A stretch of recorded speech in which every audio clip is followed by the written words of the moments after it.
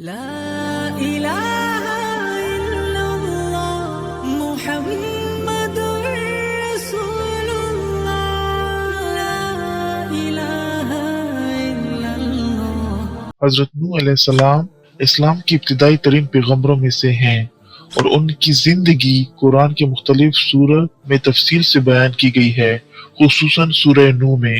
حضرت نوح علیہ السلام کو حضرت آدم علیہ السلام کے بعد پہلا رسول یا پیغمبر کہا جاتا ہے، اور ان کی صبر، ثابت قدمی اور اللہ سبحانہ و تعالیٰ کی ہدایت کو اپنے لوگوں تک پہنچانے کے عزم کو بے حد سراہا گیا ہے، حالانکہ انہیں مذاق، انکار اور مشکلات کا سامنا تھا۔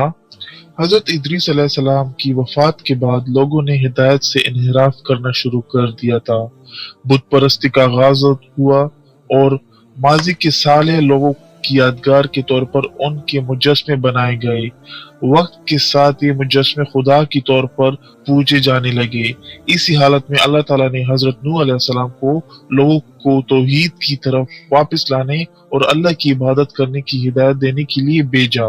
حضرت نوح علیہ السلام نے اپنی قوم کو توبہ کی دعوت دینے کے لیے 950 سال گزارے، اللہ کی نشانیوں کو بیان کیا، انہیں بت پرستی سے بچنے کی ترغیب دی۔ حضرت نوح علیہ السلام نے یہ واضح کیا کہ اس دنیا کو صرف اللہ نے بنایا ہے اور وہی عبادت کے لائق ہے۔ ان کی صبر و استقامت کے باوجود صرف چند افراد جو غریب اور کمزور تھے ان کا پیغام قبول کرتے تھے، جبکہ دولت مند اور طاقتور لوگ انکار کرتے رہے۔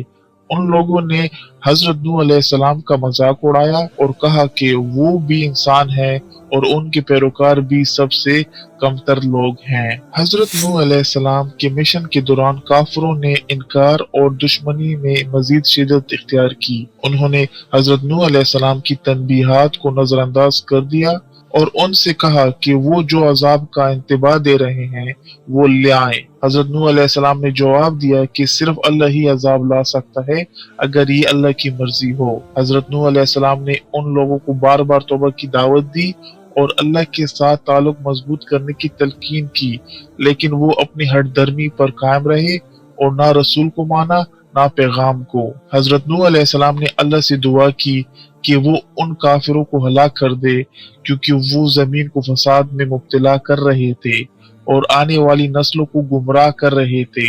اللہ تعالیٰ نے حضرت نوح علیہ السلام کی دعا قبول کی اور انہیں کشتی بنانے کا حکم دیا۔ کافر حضرت نوح علیہ السلام کا مذاق اڑاتے ہوئے کشتی بنانے کے فیصلے کا مذاق اڑاتے رہے، کیونکہ کشتی سمندر سے بہت دور بنائی جا رہی تھی۔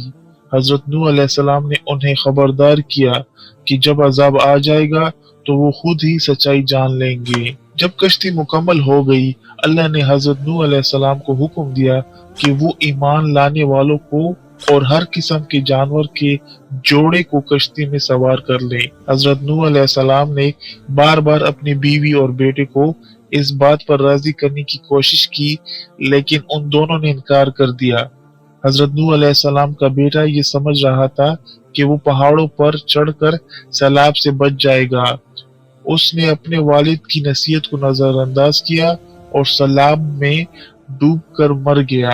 جیسے ہی بارش شروع ہوئی اور پانی بلند ہوا، کشتی چل پڑی اور کافروں کو ڈوبتے ہوئے لے آیا۔ جب سیلاب کا پانی کم ہوا تو حضرت نوح علیہ السلام اور ان کے ساتھ بچ جانے والے لوگ کشتی سے باہر نکلے۔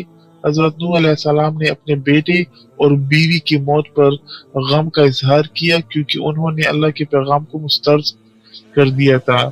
انہوں نے اللہ سے دعا کی اور اپنی کمزوری کا اعتراف کرتے ہوئے اس سے معافی کی درخواست کی۔ حضرت نوح علیہ السلام کی کہانی توحید، اللہ کی عبادت اور سچائی کے پیغام پر عمل کرنے کی اہمیت کا ایک طاقتور سبق ہے۔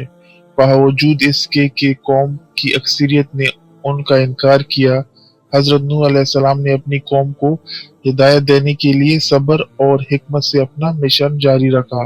ان کی حقیقت ہمیں اللہ کی طرف دعوت دینے میں ثابت قدمی کی اہمیت، تکبر کے خطرات اور سچائی کے جھوٹ پر غالب آنے کا سبق دیتی ہے، اور عظیم سیلاب جس نے کافروں کو تباہ کر دیا، قیامت کے دن کی حقیقت کا بھی اشارہ ہے، جب صرف وہ لوگ جو اللہ پر ایمان لائیں گے بچ جائیں گے۔